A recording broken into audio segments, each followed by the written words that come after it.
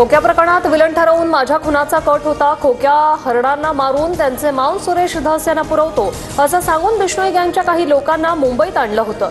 सुरेश धस यांचा खळबळजनक दावा. सुरेश धसांना फसवलं जातंय. हरिण आमचा देव, आम्ही कधी मारले नाही. घरी सापडलेलं मांस रानडुक्कर आणि बकऱ्याचं होतं. खोक्या भोसलेची पत्नी तेजू भोसलेकडून स्पष्ट. धनंजय मुंडेंचे निकटवर्तीय राजेंद्र घनवट यांच्याकडून 11 शेतकऱ्यांची फसवणूक, 20 कोटींच्या जमिनींचा 8 लाखात व्यवहार केला. अंजली दमानी यांचा आरोप.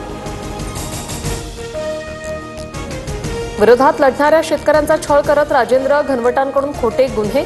धनंजय मुंडेंकडून फोन आल्यानं 9 शेतकऱ्यांवर गुन्हे दाखल. माहिती देताना शेतकरी महिलेला अश्रू अनावर.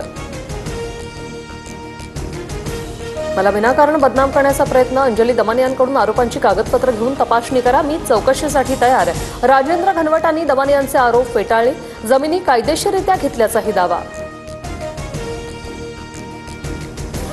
बीड कारागृहातील राड्यानंतर कारागृह प्रशासनाच्या हालचाली. मकोकामधील आठवले गँगची नाशिक कारागृहात रवानगी. आठवले कुटुंबियांचा नाशिक कारागृहात नेण्यास विरोध. कुणाल कामरानं मिश्किल ट्विट करत सरकारला पुन्हा डिवचलं. कलाकाराला लोकशाही पद्धतीने कसं मारायचं याची मार्गदर्शक तत्व मांडत कामराचा राज्य सरकारवर निशाणा. अदानी समूहाने देवनार डम्पिंग ग्राउंडची जागा स्वच्छ करून मागितली. याचं मुंबई पालिकेवर ओझं म्हणून अदानींना मदत करण्यासाठी सरकारने घनकचरा टॅक्स लावला. आदित्य ठाकरे यांचा गंभीर आरोप.